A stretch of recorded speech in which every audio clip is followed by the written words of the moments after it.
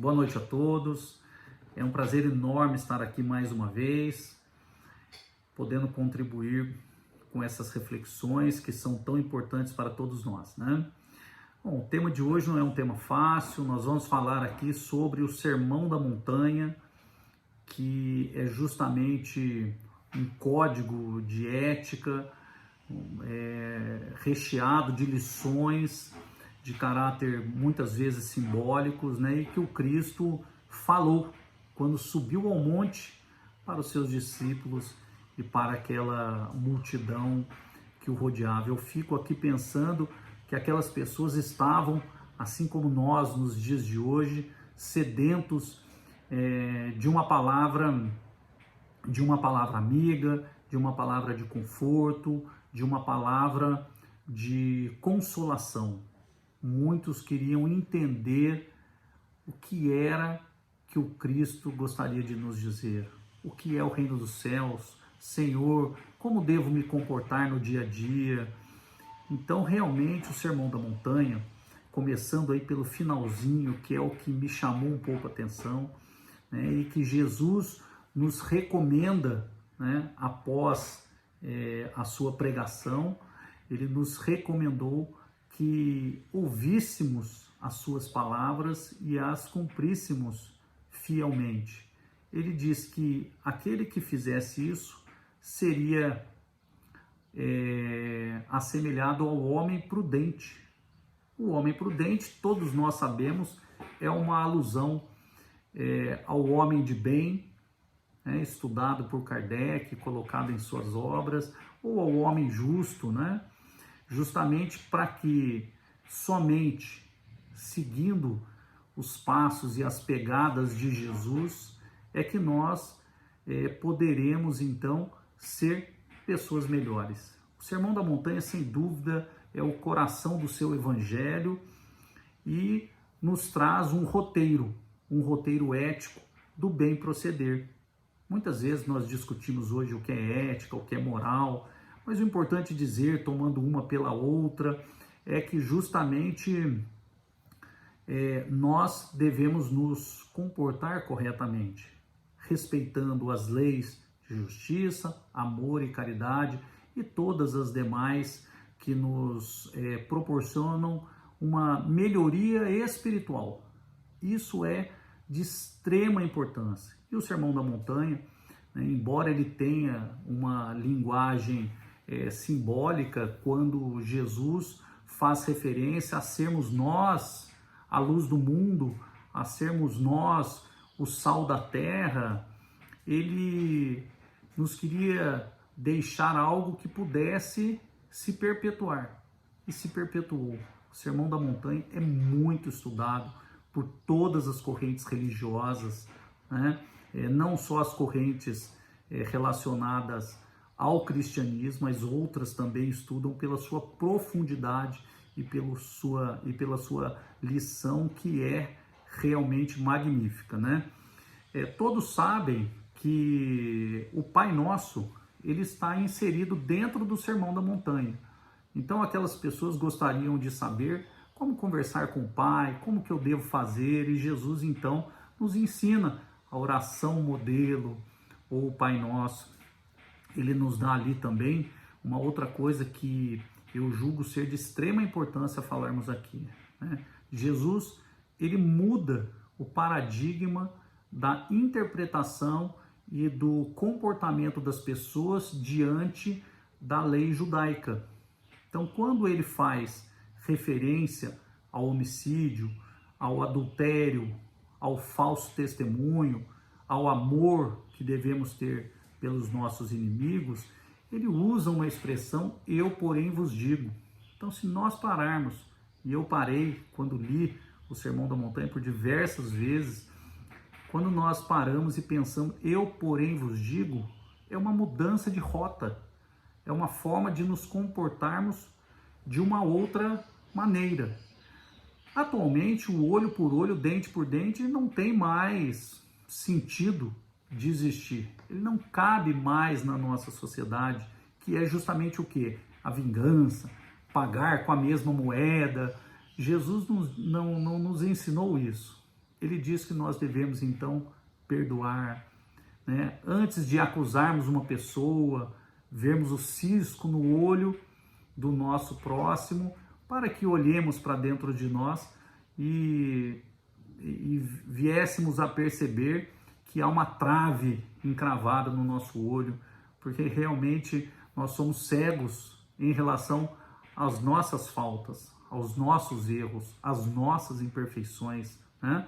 Ele diz ali, por exemplo, que devemos perdoar os nossos inimigos. Tudo isso são passagens que se encontram dentro do Sermão da Montanha. Allan Kardec, preocupado com o desenvolvimento desse tema dentro da doutrina espírita, destacou uma série de passagens do Sermão da Montanha, né? Naturalmente inspirado pelos espíritos e dentro da sua lógica e da sua metodologia, que era absolutamente racional, para que esse corpo de doutrina pudesse permanecer e chegar até nós. Ele destacou as passagens do Sermão da Montanha e as incluiu no Evangelho segundo o Espiritismo, né? Digo que todos devem ler, ter o Evangelho em casa e estudá-lo profundamente, para que nós possamos então conhecer o sentido e o alcance das lições do Mestre.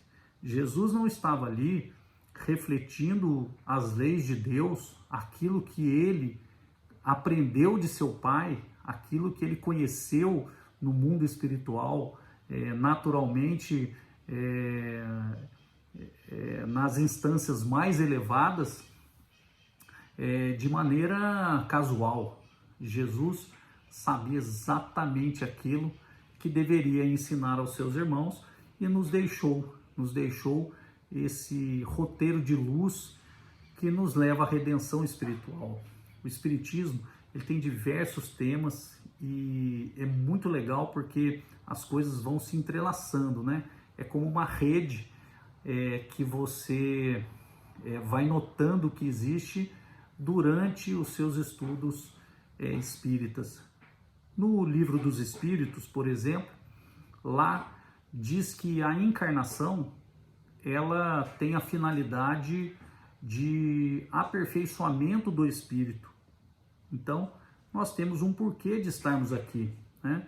Jesus coloca, de certa forma, ao longo do Sermão da Montanha, justamente essas explicações. Como é que eu vou, então, conquistar aí o reino de Deus, ou o reino dos céus, né? Como é que eu poderia, então, me aperfeiçoar?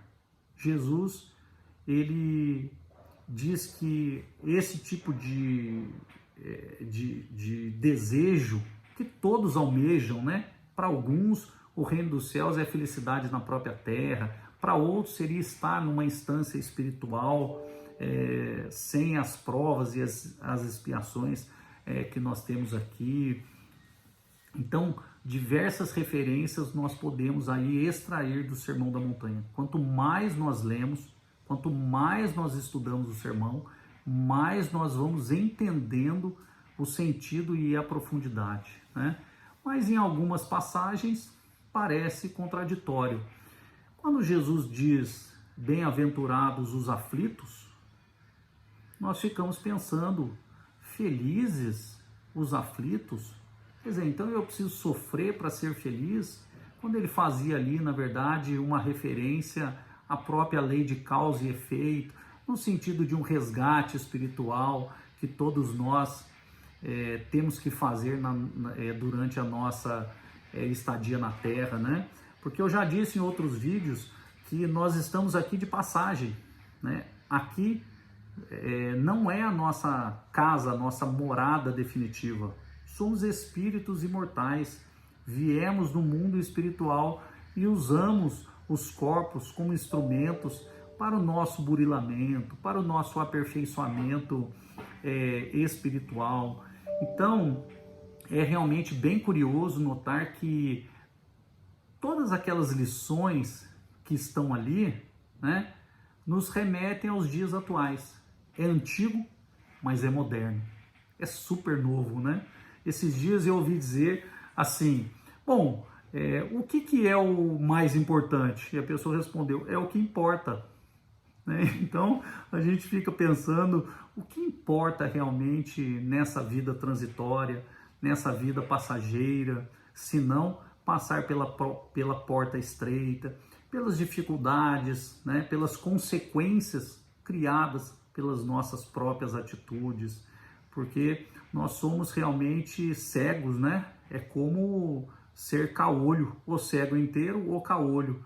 Não enxergamos que precisamos melhorar, que precisamos avançar, e quando alguma coisa nos assola, uma dificuldade, uma circunstância extrema, algo imprevisto, que nós achávamos que não poderia acontecer, então nós nos revoltamos contra Deus. E isso não é algo que devemos fazer. Se fosse assim, Jesus teria se queixado de seu Pai, foi arrastado por toda a Jerusalém, foi crucificado numa situação de extrema violência pelos homens, e ele na verdade nada fez, né? Ele orou por todos nós, orou a Deus, pediu para que fôssemos então perdoados. Quer dizer, quem somos nós então para julgar as decisões de Deus? Nós devemos, na verdade, ao contrário de tudo isso, seguir com fé, seguir com confiança, sabendo que Deus, Ele é misericordioso, Ele quer o nosso bem, Ele quer o melhor para todos nós, Ele não quer o nosso mal. Então, devemos realmente crer que o mundo dos espíritos é um mundo que nos espera e nos espera melhores do que entramos aqui, né? Então, se seguirmos o que Jesus nos ensinou, né? Pelo menos aquilo que está ali no Sermão da Montanha, seguimos um pouquinho, vamos tentar aí seguir, cumprir uns 10% do que está ali ao longo de nossa vida na Terra, com certeza poderemos ter uma vida mais alegre, mais justa, mais correta, mais tranquila, né? Com aquela serenidade que muitas vezes sai pela janela, né? Mas não, vamos refletir sobre isso e ter certeza que Deus, Ele é o nosso Pai, Ele não abandona ninguém, Ele está do nosso lado, e que Jesus é o nosso irmão de coração que nos ampara, né? Vamos pensar sobre isso, vamos refletir e vamos ler um pouco mais o Sermão da Montanha, essa mensagem de paz, de luz e de redenção para todos nós. Quero deixar aqui um grande abraço a todos vocês, desejar uma ótima noite e até o próximo vídeo. Fiquem com Deus.